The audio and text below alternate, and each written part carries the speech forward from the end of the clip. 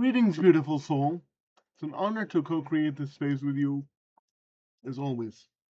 I'd like to tell you a story and about an experiment that I've been running for the last few days as a result. It all started this past Friday when I had the honor and privilege of doing a professional exchange with a colleague of mine. We explored her solar return chart for this year and my Chiron return. Now, my Chiron return, as it happens, will take place on the 14th of June, 2027. And so, unsurprisingly, I've been feeling the energies of this Chiron return that's coming for me already. See, but the thing with Chiron and the human design chart, or at least in the traditional human design chart, Chiron doesn't actually activate a gate. So when you look at the chart, unless, especially in genetic matrix, when you pull up a chart, you don't necessarily see the Chiron placement unless you specifically ask the software to pull up a chart that includes the Chiron placement. And if you look at that, you'll see that it doesn't activate a gate. Now, this is, to me at least, a bit confusing, not so much because of the reasoning behind or the logic behind why most human design professionals and charts don't take Chiron into account. The answer, by the way, is that it just wasn't part of the original transmission. And if you look on the internet, you'll find deeper reasoning for that, deeper exploration for that. And I have to thank my mentor, Annalena Fuchs, for reminding me when I asked why Chiron doesn't activate a gate in the chart, and the reasoning behind it. She was kind enough to indulge my question, even though it's something I felt like I should know, but she was very patient about it and reminded me of these things. Sometimes we all need reminding. So the reasoning behind it, I understand it, but it really doesn't resonate with me. And the reason that it doesn't resonate with me is because, as I said before, I've been feeling the Chiron energy already. And that's not uncommon. It's said that for several months and maybe even years, as well as several months and years afterwards, before and after the actual date, it's not uncommon to feel the effects of your Chiron gate in your chart. And so those two, let's call them facts, right, seem to be in contradiction for me. Chiron doesn't activate a gate in the chart, and yet I've been feeling its effects significantly. And so during my Chiron return exploration with this colleague, with Marie, her name is, she was the first one who suggested, yes, the Chiron gate isn't activated, but essentially, at least in the chart, but essentially you have access to this energy. And a day later, when I asked Annalena about it, she invited me to um, run the experiment and live out my experience as though the Chiron gate was actually active in my chart. Now, my Chiron gate, as it happens, is the conscious Chiron gate anyway, is 25 line 4. And if we activate that in the chart, I go from a splenic projector to a splenic manifestor. Now, these archetypes are similar in many ways, but also significantly different, at least in my experience of them. And if you know and have had experience with these archetypes, you'll know what I mean. And so the moment, and so I decided to run this experiment because I had heard it now. The universe seemed to have been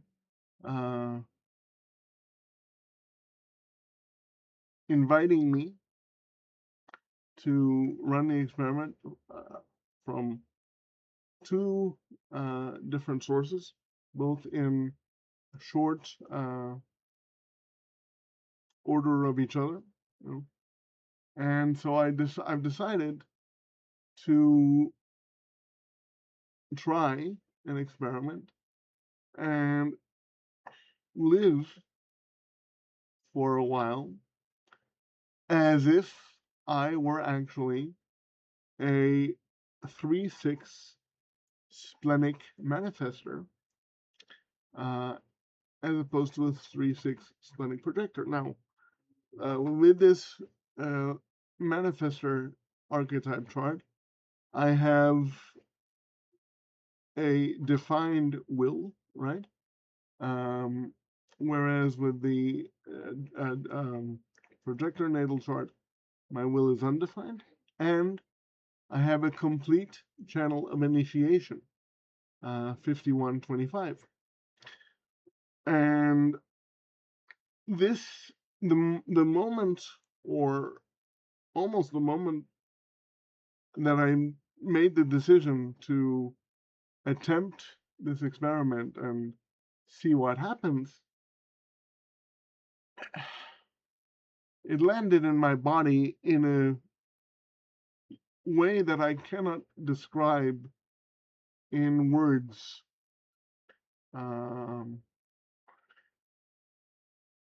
The decision felt correct. My body experienced a groundedness, a calm, a peace.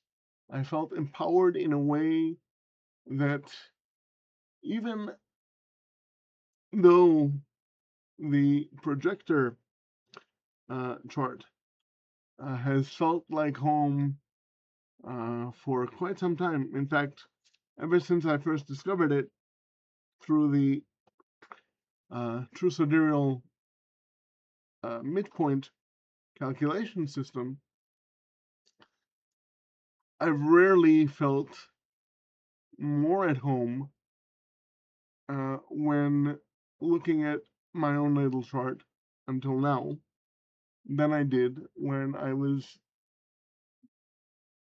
contemplating my 3/6 splenic projector chart. As I say, until now. the calm, the groundedness, the alignment that I felt, the empowerment, the confidence, the um,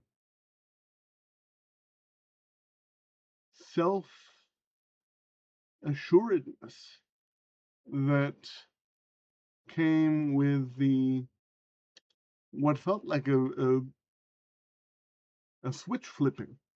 I would call it a decision, but I can't even call it a decision in the, you know, normal, well, normal, uh, accepted sense of the word, because it didn't feel like a decision. It felt like it was just, it, the switch flipped and the decision almost happened of its own accord. And I'm sitting here wondering if that is oftentimes what is meant in many human design circles when we say that the body, right, makes the decision for us and not the mind. The mind can try and rationalize and figure things out and twist itself into a pretzel and do all kinds of, strange gymnastics, right? But when things and decisions and steps are aligned and correct for us, and I've experienced this more and more often, the more that I've explored, and experimented and been with the system, I found that things just slide into place and happen almost of their own accord. And so this was very much a a decision that felt like it happened of its own accord. And so I've been running this, what I call the Manifestor Experiment, for a few days now. And the moment to moment experience of my life has changed in ways that, again, I can't quite describe yet. There is all of a sudden a peace that has come over me, which is the signature of alignment for the manifestor archetype that wasn't there before. Uh, it explains, or it brings into sharper focus and fit why, for example, I have in my radiance and purpose the 53, which is all about starting things, and the 54, which is all about ambition. It makes sense that these are manifested energies, and yet they're part of projected channels. I, for a very long time, had no idea what to do with these things. They were a puzzle for me. I didn't necessarily feel like the energy had a place to go. Now, living consciously with the 25.4 activated and the manifestor archetype, it all seems to flow and fit in a way that it has never done before. And so I wanted to share with all of you. I know that this is not by any stretch of anybody's imagination the usual way that such things are interpreted, but it is an experiment where all those of us who are in it are experimenting, and we have to follow our own intuitions and our own instincts and our own invitations to see what is and what feels most aligned for us. And for the moment, uh, living as a manifester feels like I am now, at least for the last few days, finally living out my complete chart. Now, again, I am fully expecting that there are some people who will see this and have some sort of reaction to it, a range of reactions to it, from that really resonates. I don't know. Are you sure? Or this is not human design, right? I'm a quack. I'm imagining a range of these types of possible reactions, and if they come, let them come. But I feel,